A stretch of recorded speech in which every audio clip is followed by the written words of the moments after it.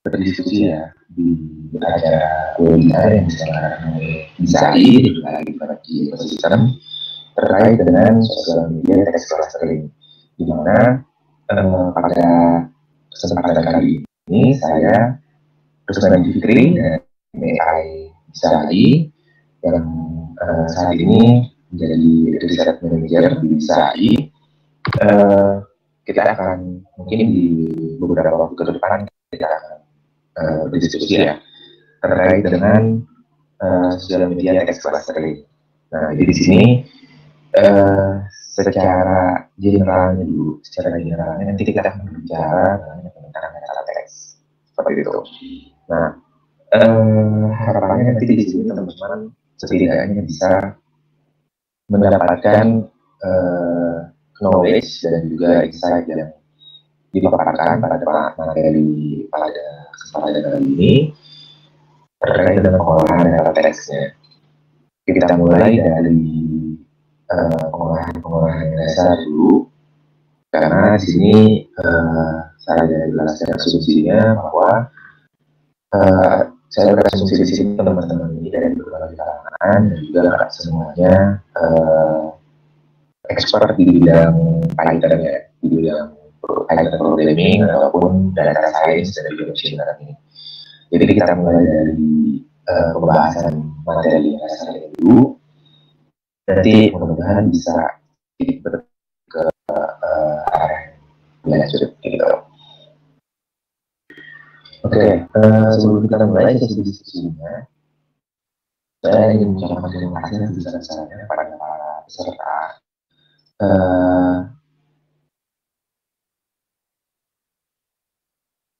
kepada teman-teman juga yang telah hadir bisa tampil, dan juga rekan-rekan sekalian yang hadir juga di channel YouTube ISAI yang mungkin pada kesempatan kali ini kita akan sama-sama berbicara dan juga berdiskusi ya, terkait dengan topik pembahasan pada hari ini. Nah, di sini mungkin untuk teman-teman yang punya sekiranya pertanyaan, baik dari YouTube maupun dari bisa tampil, itu silahkan ditulis saja di kolom chat kami untuk teman-teman yang bisa tampil, dan juga silahkan tuliskan di kolom chat atau kolom komentar untuk teman-teman yang berada pada episode ini untuk bisa yang nantinya sambil menjelaskan mungkin saya akan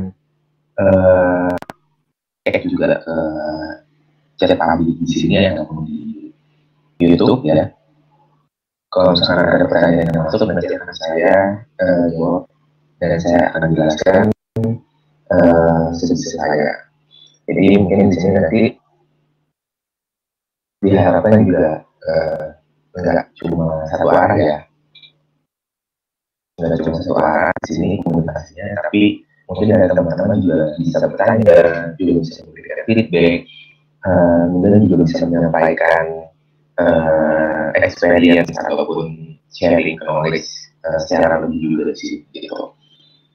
Jadi di sini saya harapkan mungkin nantinya komunikasi yang terjalin di sini,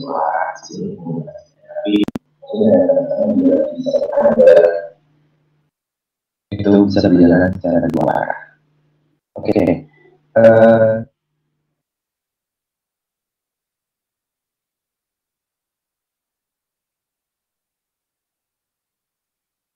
Kita segera masuk aja ya ke sesi materinya. Di sini saya coba share dulu sebentar. Oke, sudah masuk ya ke presentation-nya. Di sini mudah-mudahan bisa terlihat semua. Kalau misalkan untuk teman-teman atau rekan-rekan sekalian yang belum muncul pada layar, mungkin boleh cek koneksi internetnya juga. Dan mungkin cek kestabilannya juga sih. Selanjutnya mungkin kalau misalkan belum muncul juga, boleh di refresh halaman pada web ataupun boleh login di aplikasinya gitu.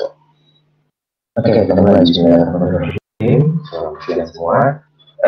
Sini saya akan sedikit berdiskusi ya tentang sosial media, text clustering. Nah, jadi di sini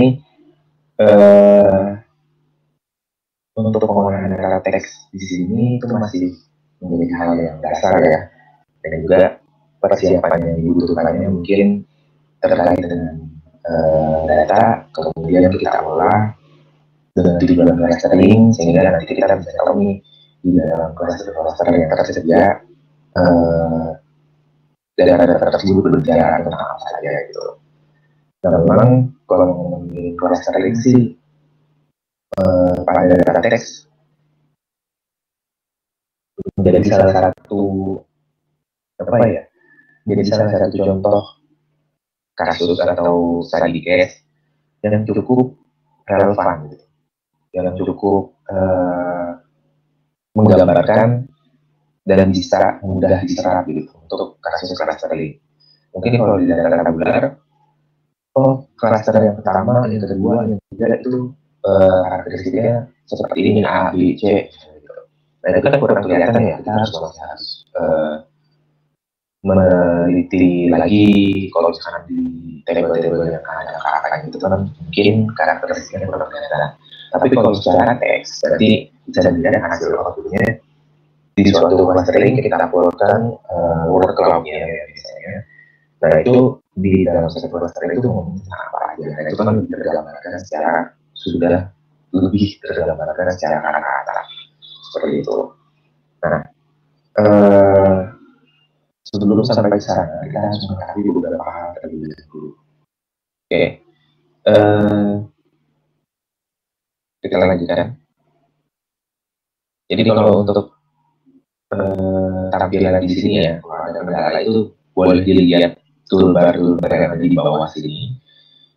Untuk memunculkan suara harusnya di bawah itu tombol atau toolbar gambarnya headset itu harusnya menyala gitu. Nah, pertama kita bahas untuk materi pada hari ini, kita membahas dulu tentang NLP dan text mining. Jadi apa sih NLP dan juga text mining? Karena dua hal ini sangat berhubungan pada pengolahan data yang akan kita bahas. Jadi NLP dan text mining merupakan subset teknologi dari AI atau Artificial Intelligence yang memungkinkan penggunanya untuk meneliti dari sebuah dokumen teks menjadi sebuah data kuantitatif dan informasi yang dibutuhkan. Informasi tersebut nantinya akan dapat digunakan sesuai dengan keinginan dan tujuan penggunanya. Text mining dan NLP membuat teknik-teknik yang memudahkan kita untuk mendapatkan informasi secara ringkas menggunakan pendekatan machine learning. Jadi pada istilahnya ya secara general, NLP dan text mining ini adalah subset dari AI yang membuat metode-metode untuk mengolah data yang diinginkan, khususnya di data dokumen teks ya, ini yang kita bicarakan, menjadi sebuah informasi yang dibutuhkan. Nah, NLP itu sendiri adalah kepanjangan dari Natural Language Processing, di mana NLP itu merupakan bidang yang cukup luas juga. Jadi pertama mungkin yang harus dipahami teman-teman bahwa NLP di sini juga merupakan lebih luas dan AI pun juga merupakan bidang lebih luas lagi. Nah, untuk mendalami bidang-bidang yang ada pada artificial intelligence, mungkin teman-teman ada baiknya untuk mengetahui dulu bidang apa nih yang sekiranya ingin teman-teman lebih dalam. Mungkin teman-teman ada di sini ada yang tertarik di bidang image, kemudian ada juga yang tertarik di bidang video, data tabular, data teks, data suara, data musik, dan lain sebagainya. Nah, pertama domain itu sih yang perlu diketahui sama teman-teman sampai nanti mungkin bisa lebih fokus lagi ya ke arah bidang masing-masing. Nah, di sini yang mungkin kita belum bisa sajikan itu yang ke arah NLP. Nah, NLP ini adalah subset dari AI yang membahas tentang pemrosesan bahasa ya. Secara istilah mungkin kalau saya katakan gampangnya itu pemrosesan secara bahasa. Nah, pemrosesan secara bahasa ini kan mempunyai berbagai sumber data yang kompleks juga ya, luas juga ya. Jadi nggak cuma teks. Ada data suara, ada data percakapan atau speech, ada data pertanyaan dan jawaban atau yang kita sebut dengan question and answering. Kemudian ada data yang berupa teks. Teks ini juga beragam. Ada teks di sosial media biasanya berupa pendapat ya atau opini. Ada juga teks berupa berita, ada juga teks berupa artikel. Nah, ini juga banyak. Jadi untuk subset atau suatu bidang di AI yang kita sebut dengan NLP ini, itu bidangnya juga masih sangat luas seperti yang saya sebutkan. Sehingga di sini dengan keterbatasan waktu yang ada ya, kita batasi bahasan dan diskusi kita pada kesempatan kali ini yaitu pada data teks. Jadi NLP yang saya sebutkan di sini itu masih terbatas pada data teks dan juga teks mining. Itu merupakan proses pengambilan informasi dari suatu data. Nah, data ini yang kita batasi domainnya itu pada data teks seperti itu. Itu secara pengertian NLP dan juga teks mining. Nah, selanjutnya ada beberapa penerapan NLP dan juga teks mining, khususnya di bidang data teks ya. Di antaranya adalah yang pertama itu ada news classification. Jadi mungkin kalau misalkan tentang news classification ada teks berita gitu. Mungkin ini bisa diterapkan di media-media berita yang ada pada saat ini. Kalau misalkan biasanya kan para wartawan, jurnalis itu kan memproduksi atau menghasilkan suatu berita, laporan berita yang nantinya akan di-input. Di mana sekarang sudah sangat umum berita itu lebih populer di media online. Nah, tentunya berita yang berkembang hari ini, berita yang berkembang dari kemarin dan nantinya akan berkembang di kemudian hari, itu tidak sedikit. Nah, dari banyaknya berita yang masuk, pasti user atau pembaca itu bukan kadang sih sebenarnya sering dan menurut saya sih pasti punya ketertarikan untuk membaca suatu artikel atau berita yang ingin dia baca menurut keinginannya. Nah, menurut keinginan ini secara umumnya atau secara paling sederhana sih bisa dikategorikan dari tipe beritanya. Kalau misalkan teman-teman lihat di mungkin di media online pada berita saat ini, kalau misalkan mau baca berita itu nanti disajikan kolom, oh ini berita olahraga, oh ini berita politik, ini berita bisnis, ini berita kesehatan, ini berita mancanegara dan lain sebagainya. Nah, itu adalah tipe-tipe klasifikasi dari tipe berita yang disajikan. Nah, hal ini bisa kita otomatisasi dengan menggunakan AI, yaitu pada salah satu bagian AI yang disebut dengan NLP dan teks mining. Kegunaannya yang pertama adalah news classification, di mana nantinya kita bisa membuat model cerdas. Kita bisa membuat sistem komputer yang cerdas, di mana dia bisa memprediksi suatu bacaan. Jadi kalau ada berita baru masuk, kita langsung input yang model. Nah, nanti model sudah bisa memprediksi dari data baru yang masuk. Oh ini berita tentang olahraga. Oh ini berita tentang politik. Oh ini berita tentang kesehatan. Oh ini berita tentang mancanegara, dan lain sebagainya. Itu bisa kita lakukan dengan menggunakan pendekatan NLP dan juga text mining. Selanjutnya, ada yang namanya information extraction. Nah, di sini information extraction di sini sebenarnya ini general ya. Sebenarnya ini general, tergantung apa yang ingin kita ekstrak informasinya dan bacaan tersebut. Ada yang mengekstrak topiknya, itu masuk ke topik detection pada suatu bacaan.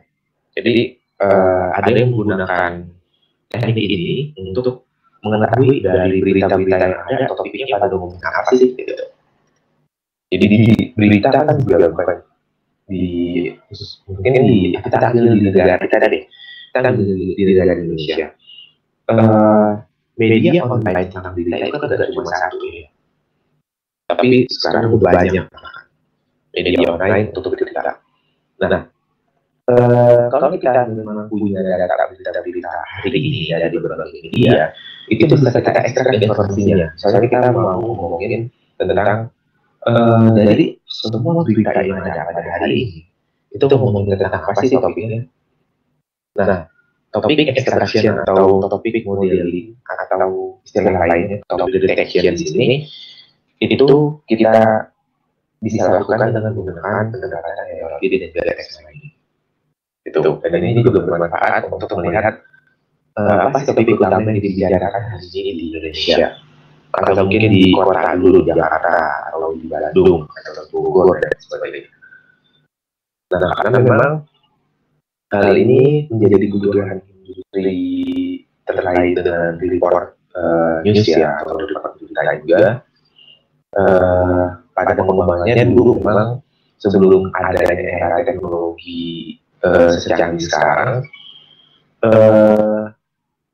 mungkin bisa dibilang agak kesulitan untuk melihat topik yang ada dari berita yang berbagai luas dan banyak sebagainya gitu kan. Nah, sampai mungkin di beberapa industri berita itu ada yang khusus meng-hire orang-orang yang kerjanya mengumpulkan berita dan membaca berita dari media-media lain. Supaya apa? Supaya industri kita, misalkan saya punya kantor berita, agar kantor berita saya ini nggak ketinggalan sama berita di luaran. Berita di luaran yang lagi populer itu apa? Yang lebih banyak dibicarakan itu apa? Nah, agar tidak ketinggalan, di-assign beberapa orang untuk mencari berita terkini gitu. Nah, seiring dengan perkembangan teknologi muncullah algoritma untuk topik modeling, sehingga kita bisa menelaah topik-topik apa yang sedang populer dibicarakan dari lain-lain gitu. Nah, selanjutnya information extraction di sini juga bisa berbicara tentang menyerap informasi yang ada pada kalimat-kalimatnya. Contohnya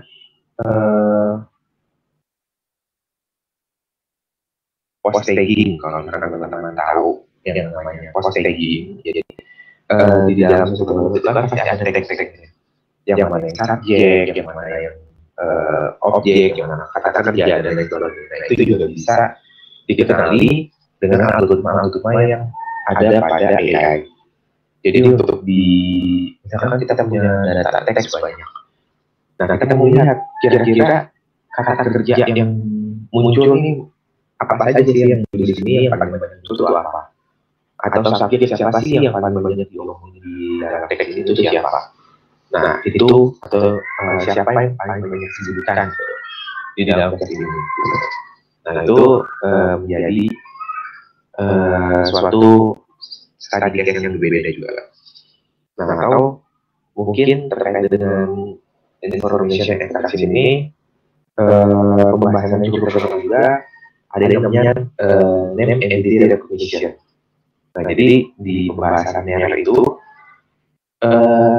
goalsnya atau objektifnya keselingan. Kita ingin mengenali nama-nama yang disebutkan di sana. Jadi si komputer juga bisa mengenali nama yang disebutkan di sana tuh dia ngomongin apa sebenarnya. Contohnya gini, ada kata-kata apel atau apple di dalam suatu kalimat. Nah, sinyal ini bisa kita bentuk atau bisa kita bangun untuk mengenali kata-kata apple yang ada di suatu kalimat itu merujuk ke arah buah atau laptop kayak gitu atau barang elektronik. Nah, itu menggunakan metode yang namanya NER atau Entity Recognition. Itu untuk yang kedua. Nah, yang ketiga sentimen analisis. Sentimen analisis ini memang banyak ya, sangat banyak digunakan pada pengolahan data teks dan juga banyak mengimplementasikannya di berbagai industri. Nah, sentimen analisis ini sebenarnya berbicara tentang apa? Sentimen analisis ini biasanya kita berbicara tentang opini yang ada di masyarakat tentang suatu kasus yang sedang muncul atau sedang hangat diperbicarakan. Nah, untuk kasus yang paling simpel, sentimen analisis ini mempunyai 3 label, yaitu positif, negatif, dan netral. Nah, sehingga nanti model itu akan bisa mengenali kalau ada opini baru yang masuk, dia bisa langsung mengkategorikan apakah opini tersebut opini positif, negatif, ataupun netral. Gunanya untuk apa? Salah satu kegunaan yang paling sering dilakukan atau diterapkan itu pada contoh-contoh kasus pemilihan umum. Pemilihan umum yang di tingkat daerah atau pilkada, di tingkat kota, kabupaten, dan provinsi dan sebagainya, itu sering digunakan. Gitu. Jadi bagaimana sih opini masyarakat tentang kasus ini? Bagaimana opini masyarakat tentang subjek seseorang kayak gitu? Nah, itu juga bisa digunakan. Nah, selanjutnya ada text summarization. Text summarization ini menurut saya sih mungkin hampir di semua industri kantor gitu ya, itu berguna karena di tiap industri atau di kantor pasti ada yang namanya meeting. Nah, di dalam hasil meeting, di dalam hasil rapat, juga kantor sih sebenarnya, bisa juga akademisi, komunitas dan sebagainya, itu pasti punya hasil notulensi rapat. Di mana diskusi dari rapat tersebut biasanya ditulis oleh notulen rapat ya. Nah, jadi dari hasil yang ditulis itu biasanya di akhir rapat itu akan ada pembacaan kesimpulan rapat. Nah, dengan menggunakan pendekatan metode yang ada pada AI, khususnya di bidang NLP dan juga text mining, hal ini bisa dilakukan otomatis oleh mesin. Jadi, kalau ada input suatu deskripsi rapat, kita bisa membuat summary atau membuat kesimpulan dari hasil rapat tersebut, tetapi yang membuat itu bukan lagi manusia, tapi sudah mesin kayak gitu. Nah, ini juga sudah bisa dikembangkan oleh algoritma machine learning dan juga deep learning yang ada pada AI gitu. Nah, selanjutnya ada dokumen clustering. Nah, ini mungkin yang nantinya akan kita adopsi ya, ide metodenya, sehingga nanti pada suatu kita punya data nih, karena kita bicara tentang sosial media, jadi kita mungkin nanti akan bicara tentang data-data yang ada di sosial media, opini orang, opini masyarakat tentang suatu kasus gitu kan, yang nantinya akan kita klasterkan dan kita lihat nih dalamnya. Oh, klaster pertama itu masyarakat ngomongin tentang A, klaster kedua ngomongin tentang B, klaster ketiga ngomongin tentang C, kayak gitu. Nah, itu output yang diharapkan dari klaster.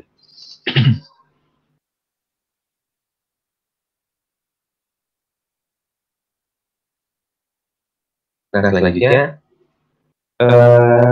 tentunya kita nggak cuma bicara tentang konsep dari teorinya aja ya. Di sini juga diharapkan kan teman-teman juga bisa menambah wawasan dan juga kita bisa berdiskusi juga ya intinya. Bukan cuma terkait teori tapi juga terkait praktek implementasi pada programmingnya. Nah, di sini yang saya gunakan adalah bahasa pemrograman Python. Di mana pada Python itu sendiri pastinya membutuhkan library penunjang untuk untuk melakukan processing datanya.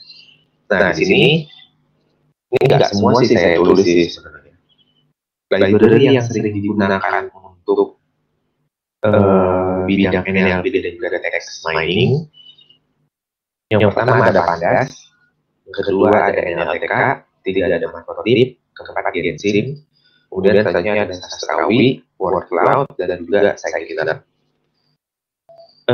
Kalau misalkan ditanya apakah library-nya cuma ini aja, tentunya enggak. Ada sangat banyak library lainnya yang bisa teman-teman gunakan sesuai dengan kebutuhannya. Jadi di sini balik lagi sesuai dengan kebutuhannya, karena tidak semua library saya tulis di sini gitu. Tapi secara umum mungkin ini yang sering digunakan. Misalnya kayak Pandas biasa digunakan untuk pengolahan data table, di mana Pandas mempunyai kemampuan untuk apa ya? Memprosesing data yang berbentuk tagar. Jadi kayak membuat kolom, remove kolom, ataupun melakukan entry pada kolom-kolom, cleaning data. Nanti kita akan membantu dengan Pandas biasanya. Selanjutnya NLTK itu kepanjangan dari Natural Language Toolkit, seperti namanya. Library ini berguna untuk membantu proses NLP ya, di dalamnya gitu. Nah, mungkin sedikit yang mungkin saya ingatkan juga bahwa untuk pengolahan data teks di sini, di mana bidangnya itu terkait dengan NLP, yang bisa kita lakukan adalah kita mengerjakan akan memproses teksnya sesuai dengan domain language-nya atau sesuai dengan domain bahasanya. Jadi, untuk bahasa Indonesia mungkin library ini yang saya gunakan. Kalau bahasa Inggris bisa beda, library yang digunakan tentunya bisa beda. Kemudian kalau ada bahasa-bahasa lain, misalkan Prancis, Spanyol, dan sebagainya, ada nggak sih library lain yang bisa saya gunakan? Yang mungkin aja ada gitu. Nah, jadi ini fleksibilitasnya juga cukup tinggi ya, tergantung pada domain language yang mana-mana olah. Nah, kita lanjut dulu. Matplotlib dan Wordcloud ini biasanya kita gunakan untuk visualisasi ya. Lebih banyak visualisasi nanti. Kemudian Gensim ini juga bisa berguna untuk beberapa kasus di NLP seperti topic modeling ataupun text summarization. Nah, saya kira ini ya banyak sih kalau ngomong saya kan itu gunanya modeling juga bisa di sana, data processing juga bisa, kemudian filter extraction juga bisa. Ini nanti yang akan mungkin lebih banyak. Ini dikenalkan dulu aja, ini lebih banyak nanti dijelaskan pada prakteknya itu fungsi-fungsi dari library ini. Kemudian Sastrawi ini library untuk NLP bahasa Indonesia.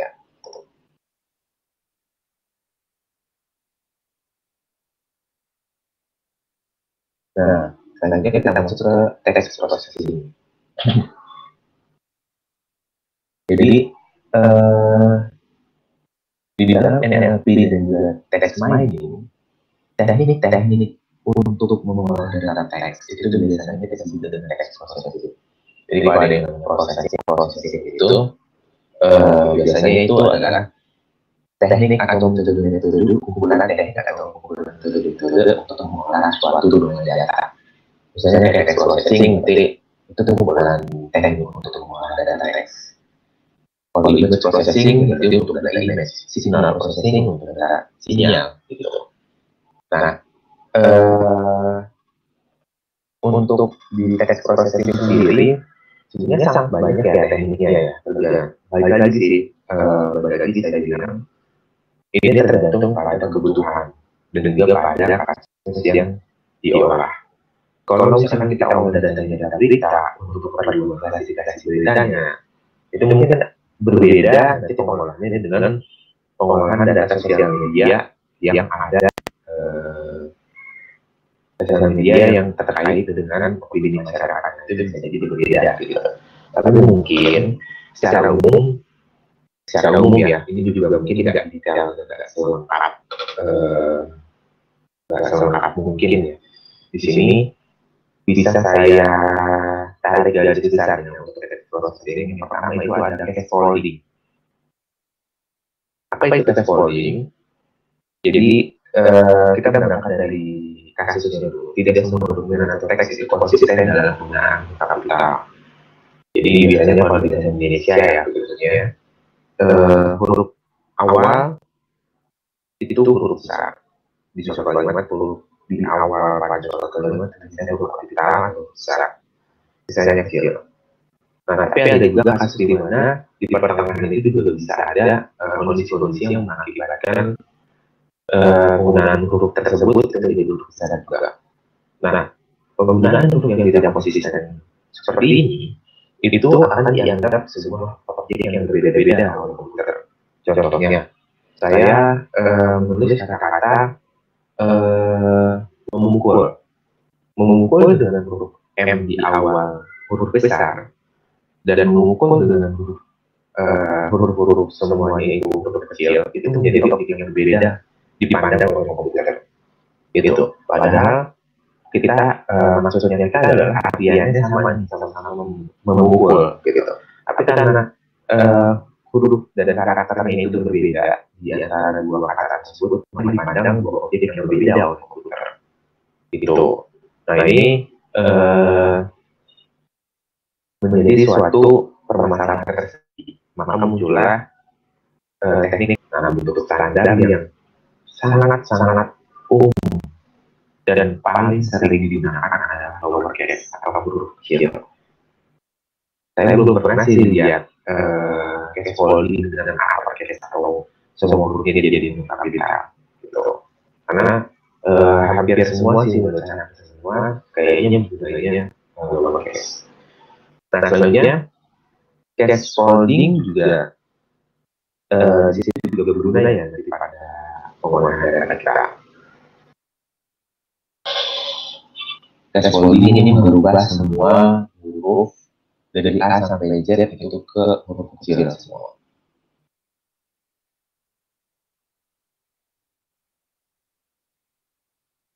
Nah, selanjutnya ada yang namanya tokenisasi atau tokenizing bahasa Inggrisnya. Tokenisasi secara garis besar memecah kumpulan karakter dalam suatu teks ke dalam satuan kata. Bagaimana membedakan karakter-karakter tertentu dapat diperlakukan sebagai pemisah atau bukan. Dalam memperlakukan karakter teks sangat tergantung pada konteks aplikasi yang digunakan. Pekerjaan tokenisasi ini akan semakin sulit jika juga memperhatikan struktur bahasa atau gramatikal. Nah, jadi di sini proses tokenisasi akan kita suatu kalimat kita pecah kalimat tersebut menjadi kata-kata aja yang disebut dengan tokenisasi.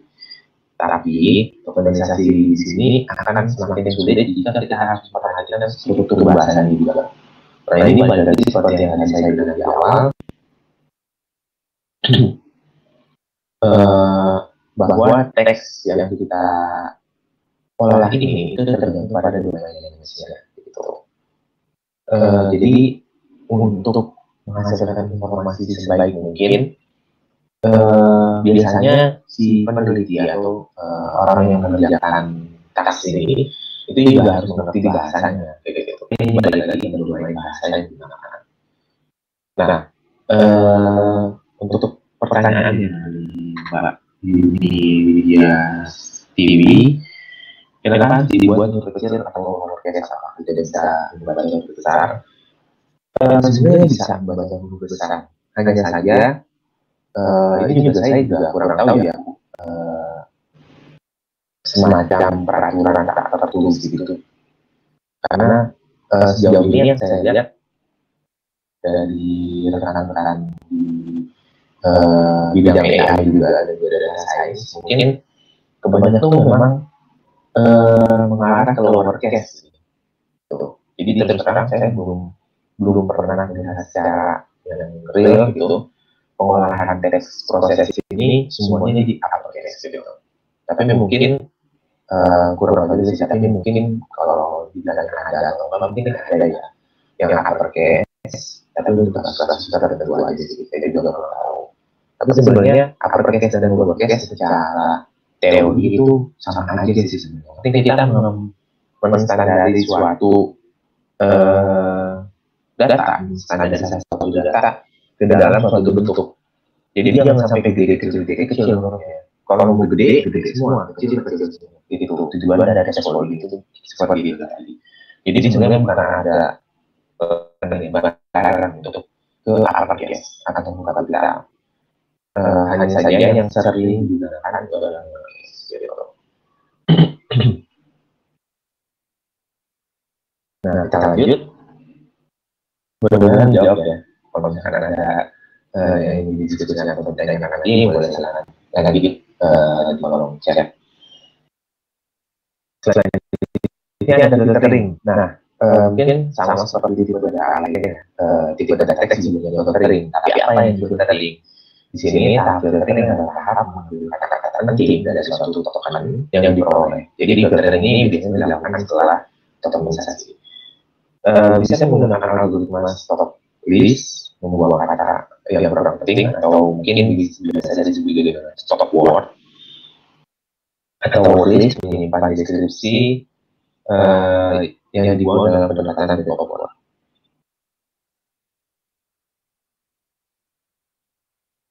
Di sini dicontohkan kata-kata seperti dari, yang, di, ke, adalah beberapa contoh kata-kata berreferensi tinggi yang dapat ditemukan dari setiap dokumen disebut dengan stop word. Nah, penghilangan stop word ini dapat mengurangi penggunaan indeks dalam waktu pengolahan, dan itu juga dapat mengurangi level noise. Jadi di sini proses filtering yang dilakukan adalah kita mengangkat kata-kata yang dianggap kurang penting. Pada umumnya kata-kata yang dianggap kurang penting itu adalah kata-kata umum sih biasanya. Karena kata-kata umum itu sangat sering ditemukan, tapi dia nggak memiliki arti khusus gitu.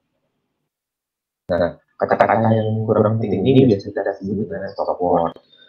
Maka dari itu salah satu proses dari filtering itu juga mungkin stop removal namanya. Jadi menggunakan kata-kata stop word itu.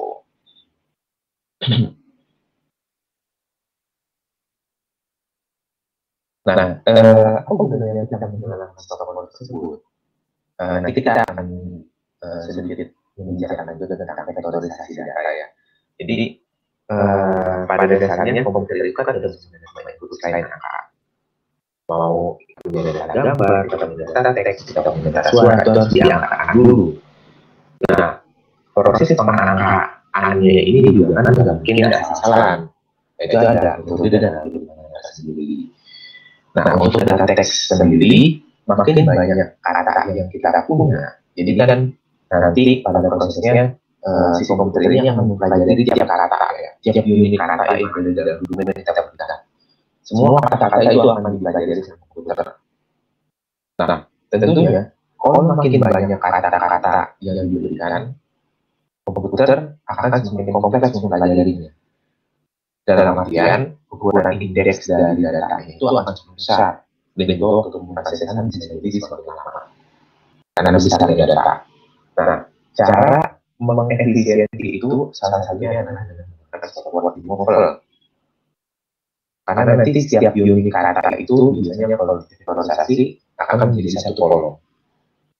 Di mana kalau representasi dari data table, ya, satu kolom itu merupakan dimensinya.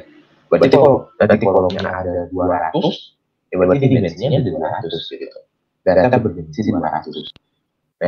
Makin tinggi dimensi dari data itu kan kompleksitas pemrosesannya juga akan semakin tinggi gitu. Kompleksitas pengolahannya juga akan semakin tinggi. Nah ini kita bisa kurangi dengan menggunakan kata-kata yang berpenting atau yang juga dengan keyword jadi. Nah, selain mengurangi ukuran indeks dan juga waktu pemrosesan, stopwatch ini juga berguna untuk menghilangkan atau mengurangi level noise. Noise itu kan data-data yang sebenarnya mengganggu dari pemrosesan. Jadi kalau misalkan di gambar, ada gambar tapi ada noise titik-titik putih gitu. Nah itu biasanya harus kita lakukan action ya, menghilangkan noise-nya. Karena bisa mengganggu penafsiran dari data. Gitu. Nah, kalau di teks, jadi stopwatch ini bisa kita gunakan. Nah, selanjutnya ada stemming. Stemming di sini bahasa lainnya mungkin ada juga yang disebut dengan lemmatization. Prosesnya sebenarnya hampir mirip. Stemming atau lemmatization itu berguna untuk mengubah suatu kata menjadi akar katanya atau kata dasarnya kalau di bahasa Indonesia. Memukul nanti akan diubah menjadi pukul. Tuh. Nah, di sini secara istilah itu diubah menjadi root word atau akar katanya. Apa gunanya? Kenapa kita lakukan hal seperti ini? Jawabannya adalah mungkin di dalam pemrosesan teks ini, kalau kita mempunyai kata-kata memukul dan kata-kata pukul, itu kan sebenarnya dalam satu kata dasar ya, yaitu pukul. Nah, akan tetapi untuk mengurangi salah penafsiran dari si kata-kata tersebut, seperti yang tadi saya bilang di awal, beda karakter aja pasti menjadi beda objek ya oleh komputer. Nah, pukul dan memukul itu pasti dipandang objek yang berbeda sama komputer. Padahal arti katanya sama-sama pukul. Nah, di sini stemming ini berguna untuk menyeragamkan itu. Jadi semua kata-kata yang kalau di bahasa Indonesia ya, semua kata-kata yang memiliki buhan itu akan dijadikan kata-kata dasarnya. Gitu. Itu yang disebut dengan stemming. Nah, mungkin ada suatu istilah lainnya namanya lemmatization. Nah, itu sebenarnya sama sih. Cara proses itu hampir sama dengan stemming. Memang muncul dua istilah yang berbeda. Menurut saya sih itu berkembang dari domain language yang berbeda juga sih. Mungkin dari bahasa Inggris ya. Karena bahasa Inggris itu juga kan punya untuk mencari root word-nya atau mencari akar katanya itu. Kalau di bahasa Inggris punya namanya regular verb dan irregular verb untuk kata kerjanya, untuk verb-nya gitu. Nah itu kan sehingga nantinya ada pemrosesan yang sedikit berbeda. Tapi intinya kalau kita bicara tentang lemmatization ataupun stemming, itu sama-sama mengubah suatu kata menjadi akar katanya atau kata dasarnya. Seperti itu.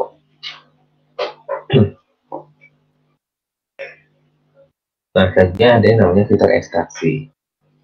Fitur ekstraksi di sini yang tadi saya bilang, untuk merubah suatu data yang bukan angka atau data teks di sini khususnya ke dalam suatu angka itu kan berbeda asal-asalan. Nah, itu membutuhkan metode dan juga algoritma tersendiri. Nah, metode-metode itu yang kita sebut dengan fitur ekstraksi. Proses tersebut kita sebut dengan fitur ekstraksi. Jadi, proses dari mengubah data yang bukan angka, yang tadinya tidak dikenali komputer, menjadi data yang dikenali komputer. Nah, itu kita sebut dengan fitur ekstraksi. Pada pengolahan data teks itu di sini ada beberapa contoh fitur ekstraksi yang bisa kita lakukan. Yang pertama adalah convectorizer atau vektorisasi kata. Convectorizer adalah proses mengubah fitur teks menjadi representasi vektor. Output dari convectorizer pada dokumen kita adalah sebuah matriks yang setiap barisnya merupakan hasil dari perubahan kalimat menjadi vektor. Nah, jadi biasanya si convectorizer ini isinya adalah, nah contohnya kayak gini. Isi dari convectorizer itu biasanya adalah nilai-nilai kemunculan datanya. Misalnya di sini dicontohkan kita memiliki 3 kalimat. Kucing itu berwarna putih, anjing itu berwarna coklat, kucing memakan coklat putih. Gitu. Nah, untuk memulai convectorizer atau vektorisasi data secara sederhana ya di sini, kita lakukan listing dulu terhadap unit-unit kata yang ada di sini. Kita masukkan ke dalam suatu kumpulan kata yang kita sebut dengan korpus. Jadi di sini semua kata-katanya kita masukkan ke dalam korpus. Ada anjing, ada berwarna, ada coklat, ada itu, ada kucing, dan lain sebagainya. Di sini ada 7 kata, karena kalimat kita juga cuma 3 ya. Hasil dari vektorisasinya adalah seperti ini. Di sini kan ada 7 kata. Otomatis, setiap keluaran dari kalimat-kalimat ini itu ada 7 entry dari vektor-vektornya. Vektornya itu satu kalimat jadi satu vektor, di mana satu vektor berisi 7 entry. 7 entry-nya dari mana? Dari kata-kata korpus ini. Nah, tinggal dilihat nih, kucing di kalimat 1 itu ada nggak? Oh, ada. Kucing itu di indeks ke 1, 2, 3, 4, 5. Di 5. Makanya 1, 2, 3, 4. Indeks 5 itu ada tuh, angka 1. Artinya di sini ada kucing yang disebutkan di dalam sini. Gitu. Nah, kalau kucing disebutkan 2 kali, maka di sini biasanya ditambahkan 1 lagi. Jadi di sini angkanya ada 2.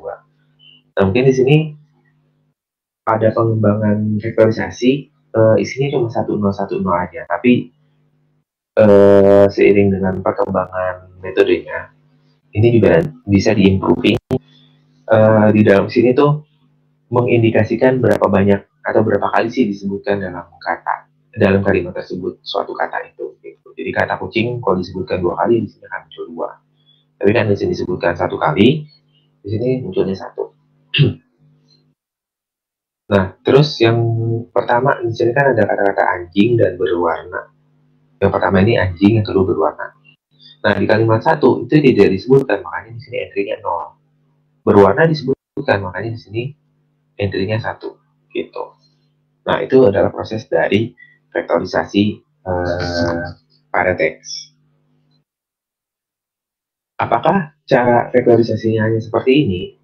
Nggak ada metode lain? Ya nggak juga gitu. Banyak metode-metode lain yang berkembang juga. Nah, contoh lainnya adalah TF-IDF. Nah, proses TF-IDF di sini intinya adalah kita membobotkan tiap kata yang ada pada kalimat sesuai dengan kemunculannya. Jadi di sini TF-IDF itu kepanjangannya adalah Inverse Document Frequency, Inverse Document Frequency. Jadi TF-IDF di sini terdiri dari 2 bagian, yaitu Term Frequency dan Inverse Document Frequency. Term Frequency itu ada rumusnya sendiri, Inverse Document Frequency itu ada rumusnya tersendiri.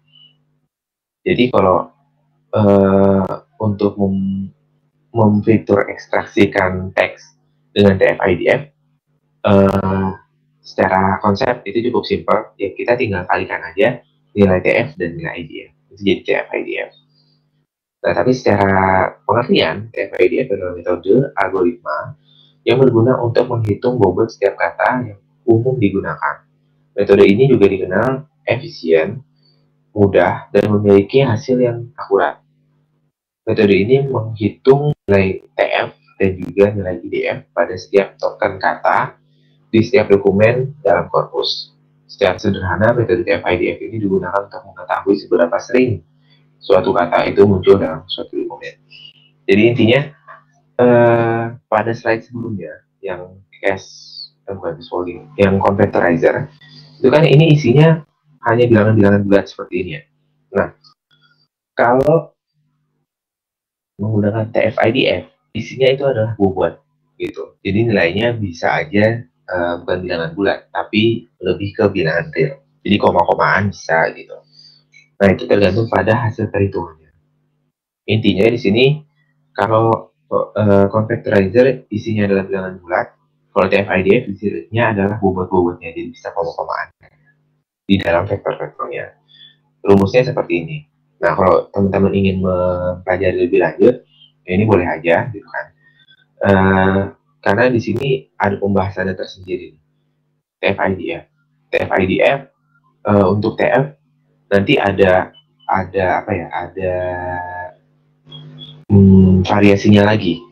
Apakah binary ataukah dia menghitung sesuai dengan kemunculan katanya dan lain sebagainya. Gitu. Nah, di sini juga untuk mencapai TF-IDF itu nanti akan ada beberapa variasi perkembangan metodenya juga gitu. Nah, di sini IDF ya kan, di sini rumusnya seperti ini, tapi nanti juga ada pengembangan yang pakai smoothing di dalamnya. Nah, itu juga ada nantinya. Ini mungkin perlu dipelajari lebih lanjut juga kalau ingin terkait NLP ya, kita ingin mendalami lebih lanjut gitu. Oke, kita lanjut dulu karena di sini ya yang saya sampaikan ini masih konsep dasarnya aja karena keterbatasan waktu juga ya. Nah, selanjutnya kita masuk ke clusteringnya. Di sini yang saya ambil atau yang saya gunakan di sini nantinya akan satu metode cluster aja sih. Karena di sini hanya ingin mendemokan aja, lebih mendemokan cara penerapan clustering di data teks yang kita miliki. Secara umum analisis cluster adalah proses di mana akan dilihat pola dari sebuah himpunan data dengan cara mengelompokkan ke dalam beberapa cluster. Tujuan analisis cluster adalah untuk menemukan suatu pengelompokan yang sesuai sehingga objek pengamatan yang mirip berada pada satu cluster. Jadi, kita punya suatu data, kemudian kita kelompokkan menjadi beberapa kelompok. Inti dari cluster itu seperti itu, secara pemrosesan. Nah, tapi kita nggak tahu nih, kelompok-kelompok yang terbentuk itu sesuai dengan apa. Kelompok-kelompok yang terbentuk tersebut itu menceritakan karakteristiknya seperti apa saja, itu kita belum tahu di awal. Nah, oleh karena itu, hal itulah yang kita harus lebih tahu nanti ke depannya gitu. Nah, selanjutnya, salah satu algoritma atau metode clustering di sini yang disajikan pada kesempatan kali ini adalah K-means. K-means merupakan salah satu metode clustering yang paling dasar ya, yang paling sederhana dan merupakan metode yang cukup lama ya, metode yang sudah lama ada. Di mana K-means di sini menggunakan konsep centroid atau pusat cluster. Metode K-means merepresentasikan setiap kelompok data di suatu pusat kelompok atau centroid. Parameter K menyatakan jumlahnya cluster yang harus ditentukan dan menghitung jumlah jarak setiap data ke centroid terdekat. Jika ada centroid terdekat di antara centroid lainnya pada suatu data, maka data itu akan masuk ke cluster centroid tersebut. Gitu. Jadi intinya di K-means ini kita set up dulu nilai parameter K-nya. Di mana K-nya di sini adalah konstanta yang menentukan banyaknya cluster. Kalau kita setnya K-nya adalah 3, maka nantinya data kita akan dikelompokkan menjadi 3 cluster. Kalau K-nya 2 ya kan menjadi 2 cluster gitu. Jadi di sini K-nya kita yang menentukan. Nah, selanjutnya algoritma dari clustering dengan K-means ini adalah semua data kita itu akan dihitung jaraknya ke nilai K yang sudah kita tentukan. Nah, mana K yang paling dekat? K itu nilainya itu nanti akan jadi ini ya.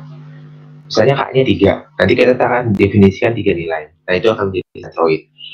Mana-mana aja data yang terdekat ke centroid tersebut, itu akan menjadi clusternya, gitu.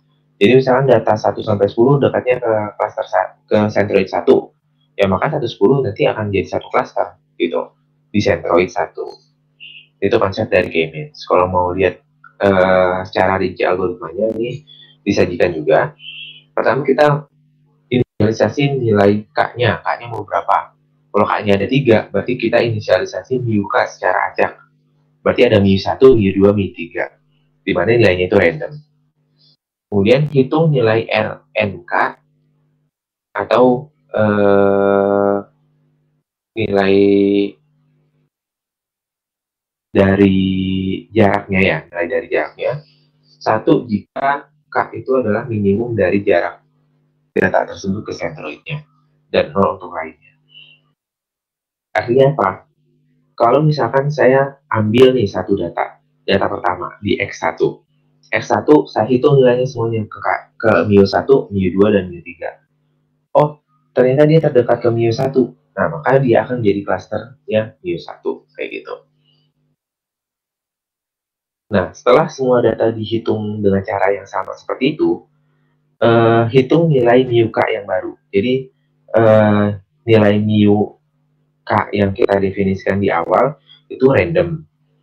Nah, kemudian seiring dengan berjalannya iterasi, mu K-nya itu juga nilainya akan berubah-ubah sesuai dengan rumus yang ada. Intinya atau interpretasinya, mu K ini akan berubah nilainya mengikuti dengan arah atau kumpulan kerumunan data. Nah, kalau nilai kita evaluasi konvergensi parameter mu K, jika kriteria konvergensi belum terpenuhi, maka kembali ke langkah 2. Nah, jadi untuk mu K-nya untuk nilai mu K-nya nanti, kalau nilai mu K-nya itu udah nggak berubah, itu kita sebut dengan konvergen. Nah, kalau dia sudah konvergen, maka iterasi kita stop. Dan klaster yang terbentuk itu sudah merupakan klaster yang fix ya dari si algoritma K-means ini gitu. Itu secara teori.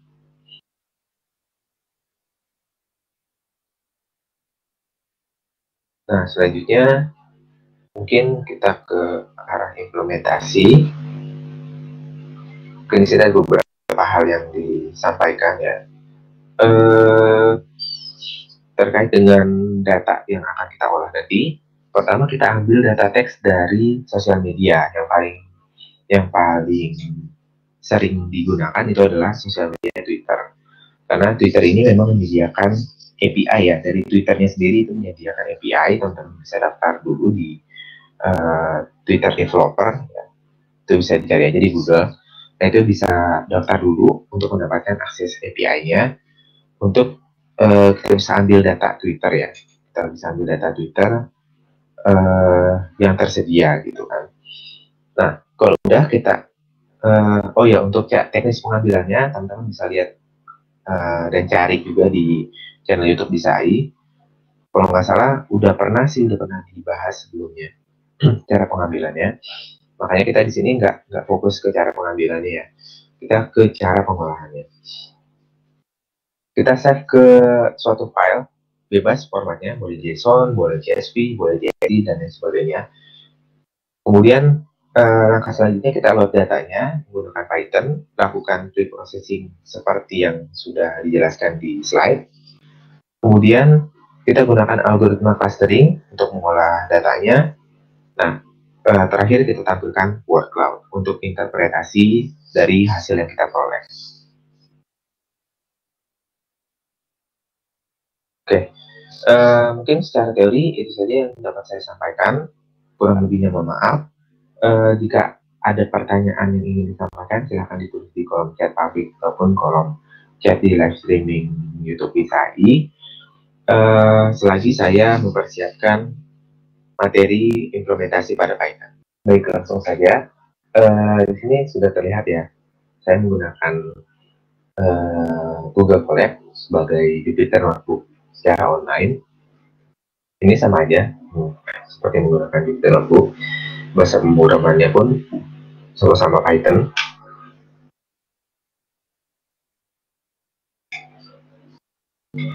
Nah, di sini yang saya lakukan adalah pertama, hubungkan dulu dengan Google Drive ya. Selanjutnya, Saya import library yang dibutuhkan. Jadi kalau di Google Colab, Sastrawi itu harus di pip install dulu. Selanjutnya saya import juga Pandas untuk pengolahan data tabularnya. Selanjutnya NumPy untuk membantu perhitungan matematis di dalamnya. Matplotlib itu nanti digunakan untuk visualisasi. Kemudian di sini ada NLTK dan Sastrawi itu untuk membantu pemrosesan data teks berbahasa Indonesia. NLTK lebih ke NLP sih, jadi dia bahasa Inggris juga sering digunakan. Kemudian ada RE dan juga SYS itu library tambahan. RE itu untuk regex dan atau regular expression, dan SYS itu untuk membantu. Kalau di sini saya gunakan untuk direktori sistemnya ya, direktori sistem yang ada di Google Colab. Nah, lanjut.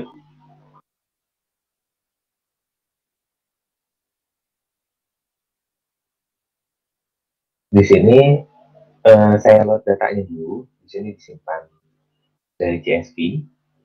Nah, hasil dari crawling Twitternya sih biasanya seperti ini. Jadi ada ID, ada conversation ID, created ad. Tapi kalau kita mau mengolah data teksnya hanya pada komentar atau opini Twitternya atau tweetnya aja, ini kita ambil kolom tweetnya aja. Nah, tapi kalau misalnya teman-teman yang ingin mengolah data lebih lanjut dan lebih luas lagi, ini banyak nih variabel yang bisa kita olah. Tuh.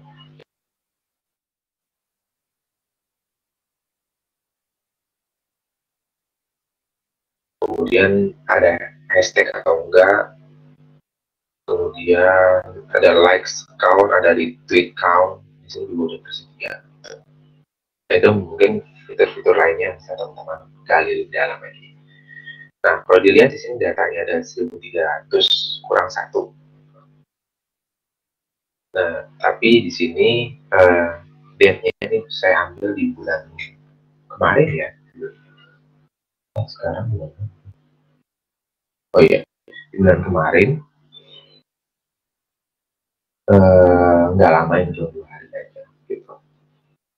Nah, selanjutnya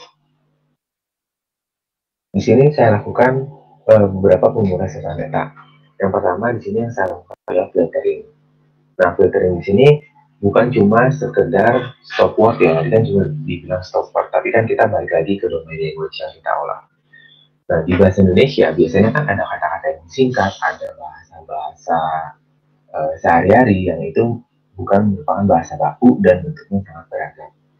Contohnya, saya menulis kenapa, tapi ditulisnya KNP. Nah, itu kan menjadi suatu data yang belum terstandarisasi. Nah, oleh karena itu di sini saya buat suatu TXT yang isinya kayak gitu. Nah, repotnya adalah ini dibuat sendiri gitu. Dibuat sendiri dengan separator titik 2. Jadi isi dari TXT ini KNP titik 2 kenapa? Kemudian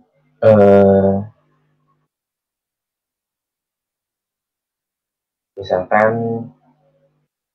YG titik 2 yang dan seterusnya. Nah, itu isinya kayak gitu di TXT ini. Karena di dalam sintaks ini sintaksnya seperti ini. Intinya di sini menceritakan bahwa saya buka TXT-nya ya. Selanjutnya dengan separator titik 2 itu berarti sebelah kiri itu kata tidak baku, sebelah kanan itu kata baku. Jadi kalau kita menemui bacaan di teks kita yang ada di dalam TXT ini yang sama gitu, sama di dalam TXT ini, itu kan diubah menjadi kata bakunya. Tuh.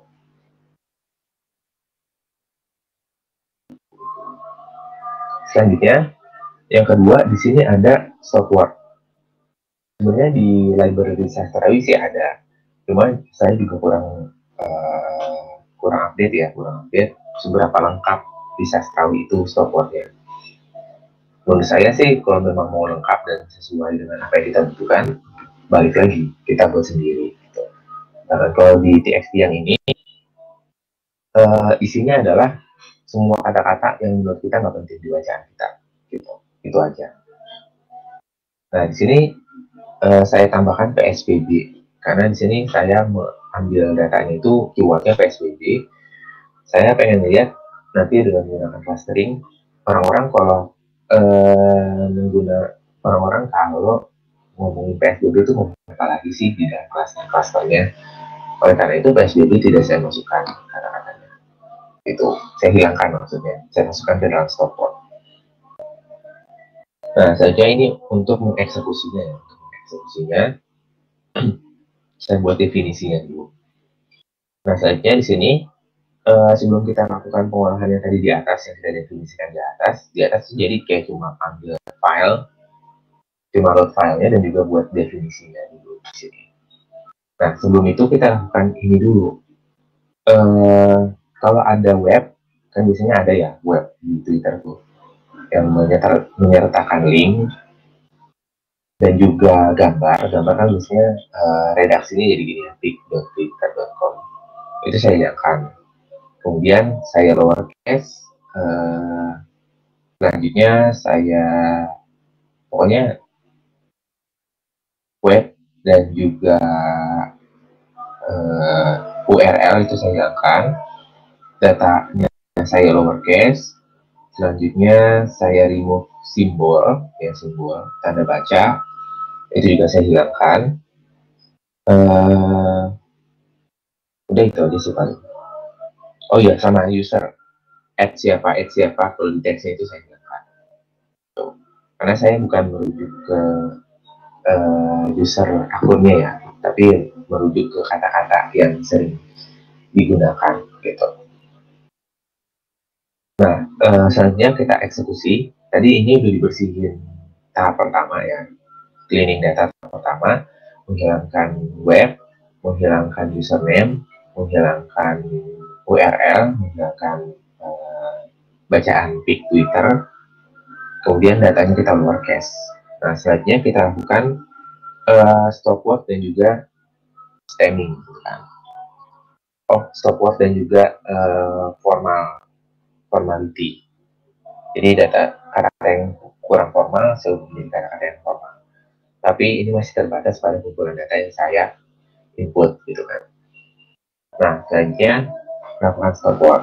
Setelah itu sudah dilakukan jadi variable clean, kita masukkan variable clean itu ke stopword dan juga stemmingnya si Sastawi. Nah, ini looping dulu dia sampai dengan data terakhir. Nah, di sini saya munculkan tweet yang tadinya semula kayak gini menjadi teks bersih kayak gini. Udah di lowercase, tanda baca juga hilang. Kemudian apa ya, simbol URL itu juga udah hilang gitu.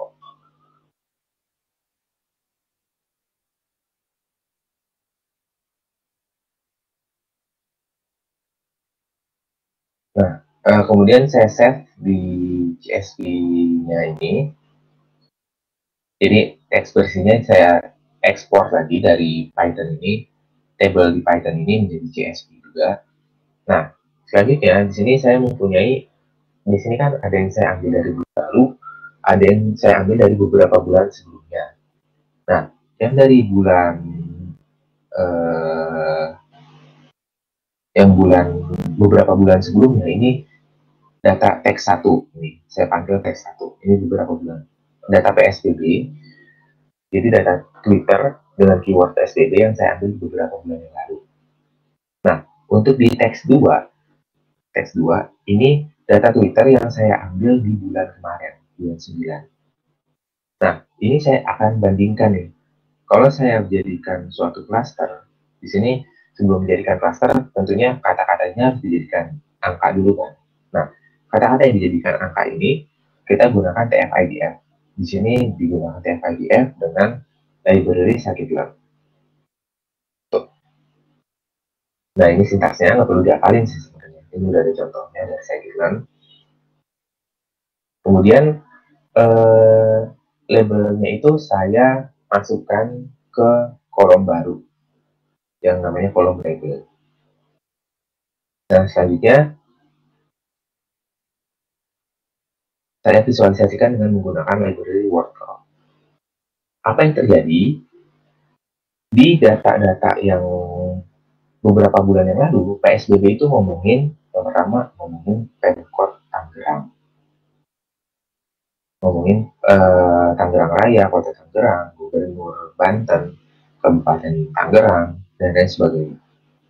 Ini workflow ini seperti ini. Makin dia besar, fontnya, itu berarti makin sering dia dibicarakan, atau makin sering dia disebutkan. Gitu.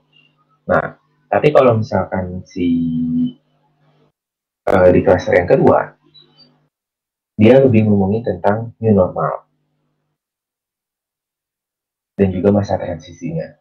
Karena mungkin beberapa bulan yang lalu memang santer populer pembahasan tentang new normal. Selanjutnya di sini lebih ngomongin tentang lockdown dan juga masa transisi dan juga lebih ke arah sosialnya, gitu.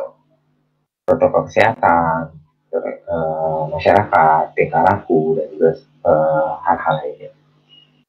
Nah, tiga cluster ini tadi kan saya gunakan Keynes sebagai 3 cluster di data beberapa bulan yang lalu. Nah, perbedaannya apa dengan yang sekarang? Nah, yang sekarang ini saya munculkan juga yang bulan kemarin lebih ngomongin tentang, kalau kotanya lebih ngomongin tentang Jakarta, lebih ngomongin tentang gubernur Jakarta, dan juga ngomongin tentang ekonomi, kayak gitu. Jadi dari sini kalau untuk clustering memang interpretasi dari tiap cluster itu memang interpretasi yang sifatnya masih subjektif ya, masih subjektif dari si peneliti, gitu. Jadi tapi subjektivitas di sini bisa sedikit dikurangi dengan menggunakan visualisasi yang ada, gitu. Jadi kalau misalkan di sini sih kasarnya sih bisa saya bilang, oh ini kesimpulannya masih dalam opini saya aja. Itu nggak masalah, gitu. Itu nggak masalah. Dan juga opini saya itu tapi masih bergerak di dalam visualisasi data yang saya gunakan di sini, gitu. Nah, tapi dari visualisasi yang saya lihat, kita bisa tarik kesimpulan dari cluster-cluster yang ada. Pertama, di sini ngomongin tentang sebelumnya ngomongin tentang Pemkot Tangsel atau Tangerang. Selanjutnya ngomongin tentang new normal. Selanjutnya cluster yang lainnya juga ngomongin tentang protokol kesehatan dan juga masa transisi. Nah, dan yang terbaru, cluster yang terbaru itu ngomongin tentang lebih ke pemerintah Jakarta dan juga ke ekonomi, kayak gitu. Karena mungkin di sini terkait dengan isu ekonomi juga beberapa bulan yang lalu itu belum terlalu santer terdengar, gitu. Nah, ini adalah contoh text clustering ya pada data sosial media. So, mungkin itu saja yang dapat saya sampaikan dari materinya juga. Kurang lebihnya mohon maaf. Ada pertanyaan? Ya, jadi mungkin seperti itu dari teori dan juga implementasi pada Python terkait dengan text clustering di sosial media. Mungkin teman-teman bisa improving lagi di beberapa kasus-kasus lainnya atau beberapa data-data lainnya yang teman-teman ambil nantinya. Nah, baik, kalau sudah tidak ada pertanyaan, saya tutup dengan closing statement dulu. Di sini terkait dengan text clustering, kita pasti pertama butuh datanya dulu, kemudian kita lakukan pre-processing dan lain sebagainya seperti yang telah tadi dijelaskan. Kemudian kita terapkan di sini menggunakan bahasa Python. Nah, untuk teman-teman bisa memulai text clustering ini dengan coba-coba ambil data dari sosial media atau dari manapun itu yang mungkin sekiranya mudah untuk teman-teman. Kemudian lakukan beberapa processing terkait dengan data teks yang kita punya. Kemudian masukkan ke dalam algoritma-algoritma yang sekiranya tepat untuk mengolah data teman-teman. Seperti itu. Nah, jadi bisa dimulai dari hal-hal yang sederhana dulu. Nah, selanjutnya bisa mulai masuk ke ranah yang lebih advance. Kayak gitu. Mungkin itu saja yang dapat saya sampaikan. Kalau misalkan sudah tidak ada pertanyaan lagi, saya cukupkan sesi diskusi pada siang hari ini. Sekali lagi saya ucapkan terima kasih kepada teman-teman yang telah bergabung di Room Bisa Tampil dan juga di channel YouTube Bisari.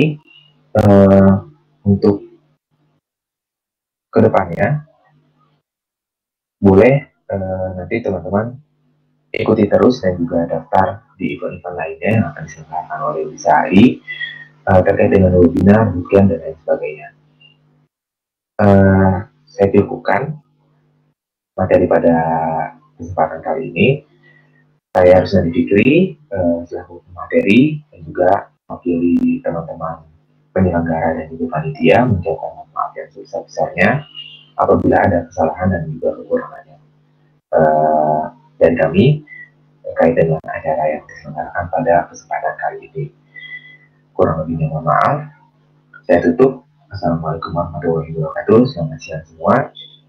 Terima kasih atas waktu dan partisipasinya.